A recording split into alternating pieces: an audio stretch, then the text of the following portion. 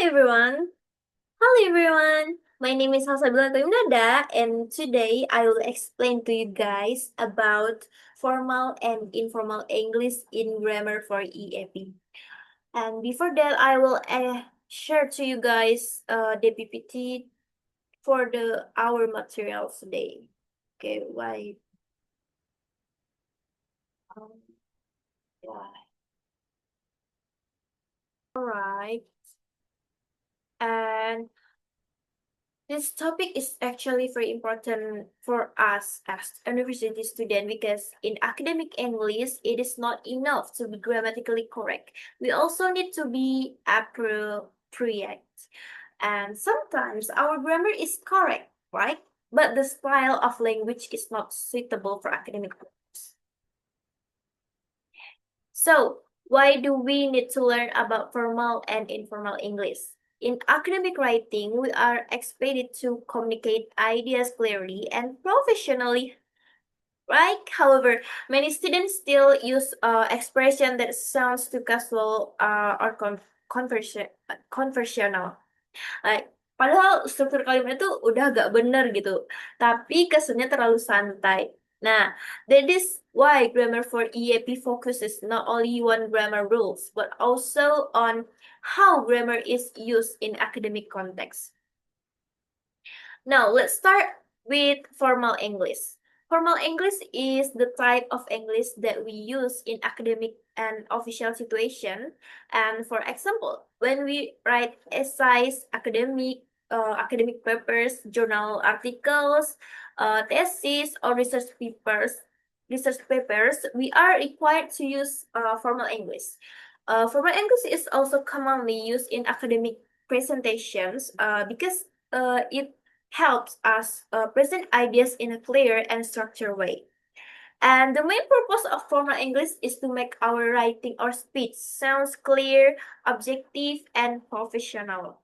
In informal English, we usually avoid very personal expression, emotional language, and slang.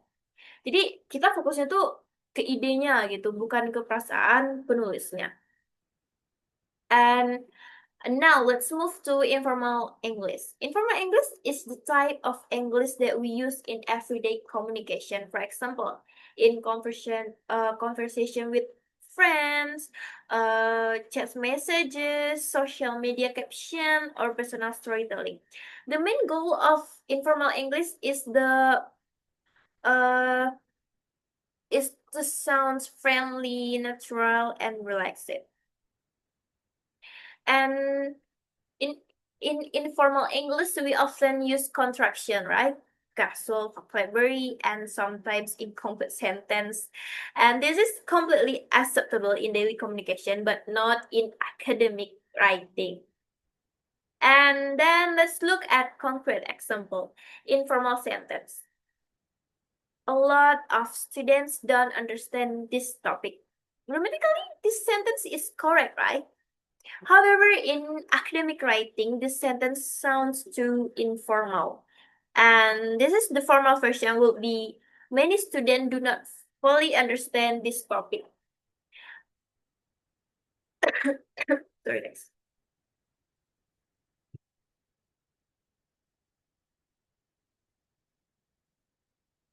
Here we can see several changes. First, a lot of is replaced with many, which is more formal. And the second is done.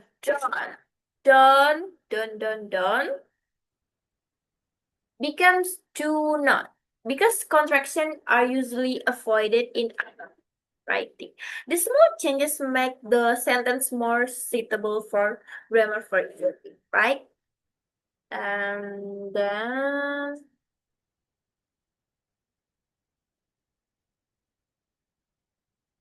so let's identify the key differences between formal and informal English. Formal English tends to be more objective, impersonal, and praxis. Meanwhile,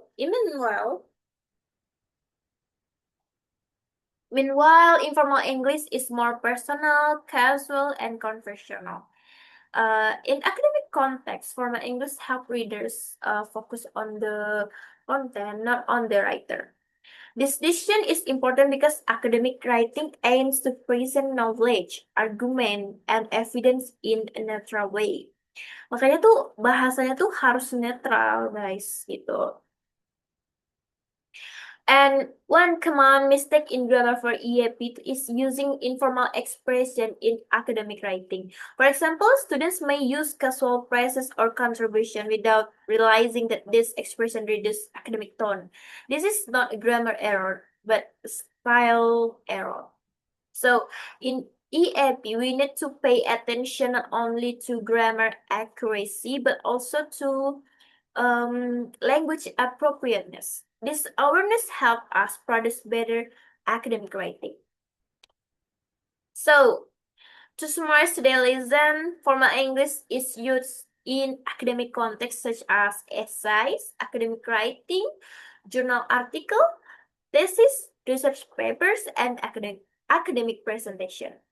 It is used because it aims to be clear, objective, and professional. And on the other hand, informal English is used in daily communication, such as conversation, chat messages, social media, caption, and personal stories. The key point is understanding the context and choosing the appropriate language style. All right, that brings us to the end of today's lesson. And thank you for your attention. I hope this explanation helped you understand the importance of using formal and informal English appropriately in grammar for EAP. And thank you guys, and see you next time.